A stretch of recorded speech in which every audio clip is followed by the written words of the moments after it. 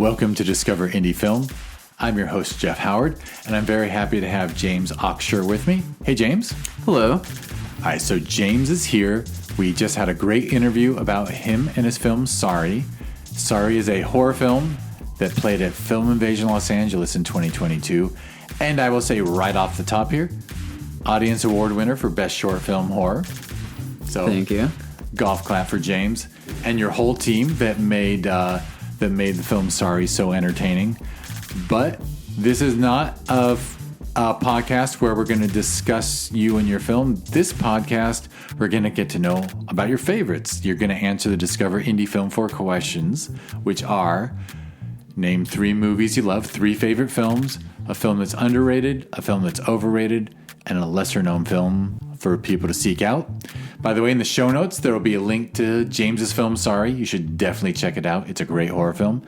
And links to his social media and stuff. So we're not giving you short shrift, but I figure we can just jump right into your answers. Let's do it. Yeah. All right. So when you gave me this prompt, I went through just mentally like my favorites and, you know, all the different like prompt questions you gave me, and I kind of came up with some deep cut answers. So I'm not sure if you've heard of many of these, but hopefully there's some good recommendations in there. 3 favorites. I think my favorite movie of all time is probably still Mishima, A Life in 4 Chapters. I don't know if you've heard of that one. I've heard of it, but I honestly haven't seen it. Yeah, so it's directed by Paul Schrader, who also directed like First Reformed, and it's a biopic about the Japanese author Yukio Mishima, who's like a super prolific Japanese author back, I think, throughout like the 60s and 70s. And unfortunately, he kind of gained like a lot of notoriety because in the 70s, he tried to stage a coup, basically, and try to like overthrow the Japanese government and install like the emperor back into power. And that failed, and then after that failed, he committed seppuku and killed himself. And so the movie is just this examination of Mishima from these like 3 different angles. So the first angle is just like the day of this event where he's going to overthrow the government, and it's like shot in this very like naturalistic, like handheld style. The second one is kind of like his childhood and like all his like backstory leading up to that moment, and that's all in like black and white, kind of like Ozu style, like very like pared down and straightforward. And then the third kind of angle they go from is they do these rough adaptations of 3 of his works. So I'm pretty sure all of them are like novellas or novels, and those are shot in this like very like colorful, theatrical, like super vibrant style that is just like breathtaking.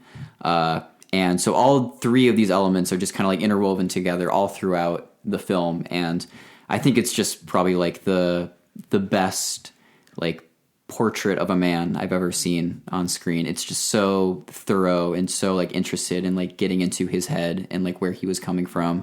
It's a beautiful film. I love it. My number 2 this is more of like a recent favorite, is a movie called Cure, which is a Japanese movie from 1997, directed by this guy named Kiyoshi Kurosawa, who's just an insanely amazing director. And it's a little like Seven. It's kind of like a serial killer, like detective procedural, but with like a very like kind of strange angle on it, where this detective is investigating these murders where all the victims have been killed by someone like carving an X into their throat. But all the victims were killed by separate people who were just totally normal, have no real like history of violence or anything. They just one day just snapped and started killing people. And so he's trying to piece this together.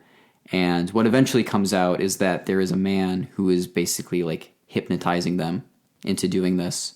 And then from there, it just becomes about like capturing this man and figuring out like why he's doing what he's doing. And it goes to some very like dark, scary, like philosophical places, it's just fantastic.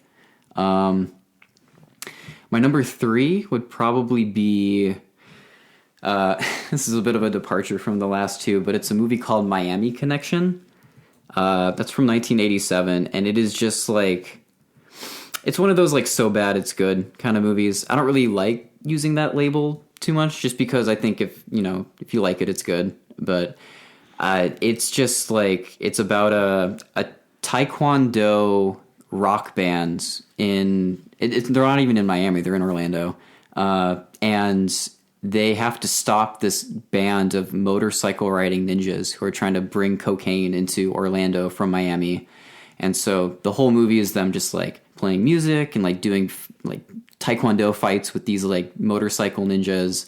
And it's just, in our interview, we talked a lot about like making movies with your friends. And I think this has like the total energy of like people who just went out and made a movie, even though like they didn't really have like the skill, quote unquote, to do so. And it's just, you can tell that they're just like trying their best. They're not doing that great, but they're trying their best. And it's just so much fun. It's like a sugar high of a movie. And anytime I want to get inspired about like filmmaking or just going out and making something, I watch Miami Connection. And that's perfect, by the way, because it's very intentional that the question is name 3 favorite films. It's not like name what you consider the best 3 films ever made or the highest artistic merit. It's favorite. It's what you really enjoy. And I got to admit, your list is great. And I've heard a lot about Mishima, and I think Paul Schrader might, in a lot of ways, is like the ultimate filmmaker. Yeah. No, I read a little bit of his book on transcendental style, where he like analyzes like Ozu and Bresson and stuff. And yeah, he thinks about things in like a very interesting way. And his approach to Mishima is just incredible. And it has this like beautiful Philip Glass score that is like my favorite movie score of all time. I mean, this is like podcast number 390 or whatever. So like, I can't remember how many who said it, but someone else had it on their list and they mentioned the Philip Glass score. Yeah. Cause that's, oh yeah, I mean, the movie doesn't work without that score. It just adds so much to the film. Excellent. And Cure sounds great, and I think I've heard of it. So, because that's a very memorable thing what you described. Yeah, the X's. Yeah, the X's and the hypnotizing. Yeah, that's like an interesting one, because I watched it for the first time and I didn't really like it that much, because the way it's filmed, it's very like stripped back. Like so many like long takes that are the camera. They'll just like plant the camera somewhere, and they'll like move very like subtly during these like 10-minute long takes. And so it has this very like detached feeling that makes it a little hard to like get into at first, but just like the use of sound design and the editing is just like so like fascinating to me. It kind of like changed my like perspective on like what you could do with film a little bit when I like started rewatching it and like really understanding what it was doing. Yeah, it's a movie that kind of like hypnotizes you in like a very like meta kind of way. So I love it. I mean, the premise alone has me thinking of all kinds of analogies, but I'll shut up because I should not discuss a film I haven't seen. So question number 2 is a film you consider underrated. Ooh, what did I? Oh yeah. I went with a movie called Hour of the Wolf for this one. It's an Ingmar Bergman movie. I forget the year. It's I feel like it's a bit underrated because it's his horror film. And so I feel like a lot of Bergman fans might tend to skip over it just because it's like one of his quote unquote like less known works. And then horror fans might skip over it because it's like a Bergman movie. But I really think both camps would like really get a lot out of it. It's very like strange and psychological and nightmarish. It's about this I believe he's a painter who goes with his wife to this kind of like isolated island, just to like focus on his work. And then he meets this like mysterious group of like rich people living in like a castle nearby. And they may or may not be like demons who have like manifested from like his psyche.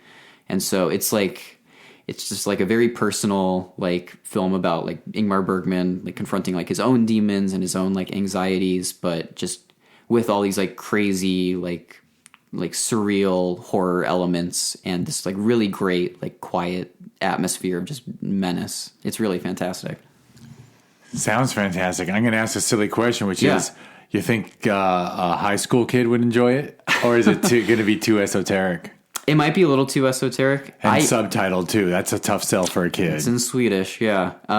Honestly, I watched it in high school, and that honestly is the movie that got me into like art house films and foreign films in a way. But I was also like a huge horror fan coming off of that, so I was like, oh, this is like a different kind of take on like a horror film. So that was like what really appealed to me. So maybe, I mean, I know she's a horror fan, so maybe at some point. And the funny thing is, horror, like you don't have to understand all the dialogue anyway to be affected by horror, right? Yeah, exactly. Horror, if there's any genre that dialogue is less important. Yeah.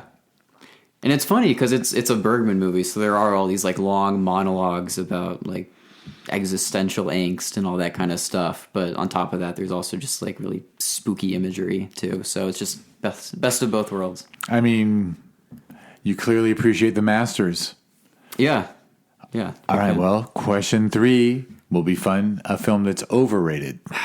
Yeah. I kind of struggled with this one a little bit. The one I went with is I kind of watched it recently, and I was a little disappointed with how it held up. The original Night of the Living Dead. I'm just not.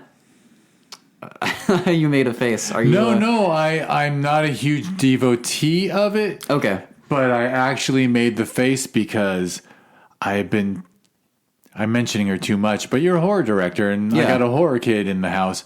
I keep saying, we really ought to watch Night of the Living Dead. Like you've seen so much zombie shit. We should go back and watch. I made her watch The Exorcist because we watched so many demonic possession films from, all the Insidious Conjuring stuff. Right. I'm like, okay, let's go back and watch like the film that all these filmmakers are clearly copying from. Right. And she appreciated it. She actually really got into The Exorcist. Oh, good. So I was like, well, now we got to go back and watch the original zombie shit. And maybe it's just not there. Yeah, no, I really appreciate like what it was doing for the time. And I know there's been a lot of like intellectual kind of like analysis of it since that is like really like brought out like the social themes in it. And I really appreciate that. But yeah, I mean, we talked about with horror, like you got to go for like the gut level, like instinct with it. And I just didn't feel it with that. Like I wasn't really into the drama inside the farmhouse. I thought it was a little repetitive personally. There's some really great scenes. I love the opening. I love the spade scene. The ending is brutal, but yeah, just overall, I wasn't taken by it. It's funny. I haven't revisited it for about 40 years. Yeah, I hadn't seen it since I was like 8 or something. And I thought it was seeing it at 8. Even then, I thought it was a little like, eh. You're like, eh. Well, honestly, yeah, it is sobering how things don't hold up. Like, things that you just like hold up as like, I love this film, and then you recommend it, and then people are like, you should watch that again. When was the last time you saw it? And I'm like, the 80s. And they're like, don't recommend it till you watch it again. Right. And I'm like, how much time do you think I have? I know. Yeah. No, and it sucks because I do really like films from that period too. Like Carnival of Souls. Have you seen that one? I think so. A long time ago. Yeah. I watched that one again recently too. And I thought it just blew Night of the Living Dead out of the water. I mean, they're clearly different movies, but in terms of like black and white ghoulish movies, like Carnival of Souls, I thought was very scary and upsetting personally. Good. Yeah. Oh, maybe I should. Okay. If I want to show the kid a black and white horror film, it'll be that one. All right. Definitely. Last question. Yes. And you kind of already covered it in spades with Miami Connection, but a lesser known film that people should seek out. Yeah. I decided to go with another pick by Kiyoshi Kurosawa. I know he's kind of known as like the lesser Kurosawa, but I just love his filmography so much. It's a movie called Tokyo Sonata, which is interesting because he really made a name for himself doing these horror movies like Cure and Pulse and other films like that. And I think it was like in the early 2000s, he made this family drama, which is just about this like family in Tokyo, and the father gets laid off, but he doesn't want to like tell his family about it. So every day he like pretends to like go to work. and the wife catches on to it, but she doesn't want to embarrass him, so she doesn't say anything. And the son really wants to become like a piano player, and the dad is like very opposed to that because it's not like the traditional like path. And it's just this like really beautiful, touching family drama about how all these characters kind of like conflict with each other. And the last 30 minutes of the movie is just very wild. It's it goes in a direction that like you're completely not expecting at all, and it's a little like unclear like what the film is doing for a bit, and then the ending is just fantastic. It's like one of the only scenes in a movie that is like guaranteed to like make me cry anytime I see it. Like it just goes to such like a moving and like profound scene. It's really fantastic, and I think a lot of people would really enjoy it if they saw it.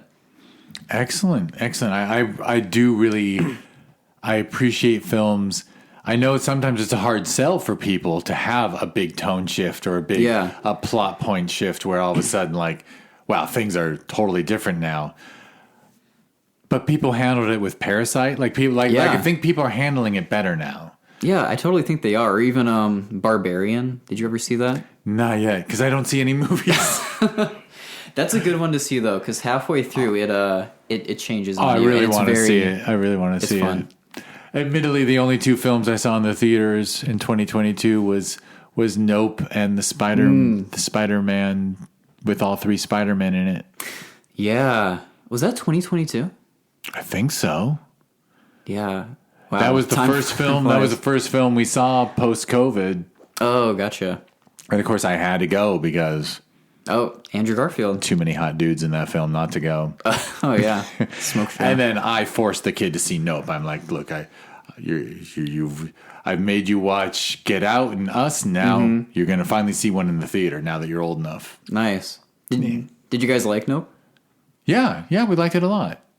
Although I'm looking forward to watching it again. Yeah, me too. Yeah, it's I think it's kind of rare for a movie to kind of like get me, but the digestion scene in that really got me. Gets you. Yeah. Amusingly, my reason is we saw it at a local theater that's letting their equipment go, and so the picture was a little off, and that gets me. So I'm looking forward to watching it again. Really, I love it. I thought it was good. Yeah, I liked it too. Although it might be my least favorite of the Jordan Peele trilogy for now. Oh yeah, did you like Us more? I love Us. Actually, that's my number one. I know Get Out should be number one. Yeah, I can't get enough of Us. Yeah, I really wanted to love Us because I love that concept so much, but I don't know what it was. It might have just been like the humor in it just didn't totally gel with me, but it is weird. I mean, it is, but that's why I love it so much. I sometimes I sit there and I know the kid's not going to appreciate it like I do, but I'm watching it and I'm going, I cannot believe he sold a Hollywood studio on this. Oh yeah, like, you know that's what I mean? The best part. He walked into rooms and said, "I'm going to make a film where everyone has a counterpart twin who lives underground and talks funny." And they said, "Here's some money." I don't know. I guess Get Out made that much money that he could do anything, but no one can ever do anything they want, you know. So I don't know. But also I just love it. I find it so good. Yeah, no, I love that he's just like doing what he wants, and he totally has like a vision too. I'll watch anything he makes, honestly. I'm with you, and we've re-binged Key and Peele like twice, I think, during COVID, like once in 2019 and once in 2021. Oh, not 2019, 2020 and 2022 then. Yeah, but and it's you just realize like a good third of that show is horror. Oh yeah. Oh, I remember a couple segments like that. Yeah. I haven't seen it in forever, but yeah, when you go back to it, you realize horror's everywhere in it because it's often about how being black in America is a horror movie on its own. Oh yeah, which I think a lot of great creatives are handling that theme now. I think Donald Glover's great about that too. But yeah, but yeah, it's like constantly watching it, going, of course this guy made Get Out. Of course this guy made Us. It's wild. It's very wild. Yeah, no, I love the trend of like comedians just turning around and directing these crazy horror movies like Zach Cregger with Barbarian too. It's not to well, and you like comedy and horror, but yeah, it is. I'm just going to say the thing that offends a certain percentage of people, which is people who succeed at comedy have such amazing instincts at what an audience needs, right? Oh, totally. So a comedian can turn around and do amazing drama or amazing horror, amazing anything, and then when a dramatic person tries to do comedy or something, they just suck. Like it's yeah. Very few serious people are ever funny or scary. Yeah. Like, come on. Yeah. You know? Yeah. More power to Tom Cruise. We need Tom Cruise on the planet, I guess. Dude's not funny. Dude can never be funny. You could not. Nope. You could not. You know, the greatest. I don't know who the best comedy writer alive is, but the Monty Python guys could not have used him in a funny way. And I think they might have been the best comedy writers who ever lived. Maybe. I don't know. Maybe it's legendary. Maybe had to be someone British. Yeah, surprisingly, because you'd think they'd be more like stuffy and intellectual, but no. But that's why, right? They have such a structure to fight against. That's why. Oh yeah. That's why. That's a good observation. Yeah, that's why. Well, anyhow, I'll stop blabbing on. Anything you want to mention at the end here? No, please just go watch those movies. They're great. Go watch them. Watch the movies that James recommended, and of course, watch his film. Sorry, on there's a clickable link to it in the show notes, and appreciate that. And then, hey, after you see the film and enjoy it, then you should go check out his Instagram. That'll be a clickable link. And I bet if people go back far enough, they'll see like sorry shots on there and stuff. Yeah, some fun BTS photos and stuff. Some slimy stuff. A little bit of slimy stuff. A little bit of slime. Whatever Instagram will allow. Excellent. All right. Well, James, thank you so much. I will do the closing spiel again, although it's again for you. For it to be again for the people listening, that means they listen to your interview too, which is very cool. Thank you for listening to the interview and then the 4 questions. So anyhow, you're listening to the Discover Indie Film podcast. So if you want to learn more about this podcast or the TV series it gave birth to, go to discoverindiefilm.com. On social media, it's always at DIFwins. And that TV show I mentioned, it's on Amazon Prime Video in the US and UK. So just go to Amazon Prime Video, hopefully on a big-ass TV. I hate the idea of people watching cinema on their phones. Although the 15-year-old I've mentioned too many times with James, I've actually seen her like sitting in that room in front of the TV watching Netflix on her phone. And I'm like, well, why aren't you watching the TV? And she's like, I prefer my phone. And I'm like, the world is over. But anyway, it's not over. The young generation is great. So anyway, that's all I got to say about and watch the TV series, support indie film. It's all self-financed indie films, stuff handpicked from the festival circuit. I believe I should have mentioned, I mentioned that Sorry, James's film won the audience award at the film festival called Film Invasion Los Angeles last year. So if you want to learn more about that festival, just go to filminvasionla.com, and it's at Film Invasion LA on social media. That's festivals every June. Every November, we have the Sherman Oaks Film Festival. You can learn more at ShermanOaksFF.com, and it's at ShermanOaksFF on social media. And I will quickly add, there's a smart TV app, which is the same thing as a streaming service called TVHi, TVHi. You can learn more if you go to watchtvhi.com. It's all kick-ass indie stuff, although there might be some non-indie stuff soon because I'll tell James after we stop recording what I'm going to do. But anyhow, and then only James knows. I like that. You get too. Right? Yeah, you deserve something for coming over here and spending a couple hours talking to somebody about your work. So anyhow, I mentioned everything. And that Watch TV Hi thing is watchtvhi.com, and it's at Watch TV Hi on all the social medias. So thank you, James. My pleasure. And thank you, everyone, for listening.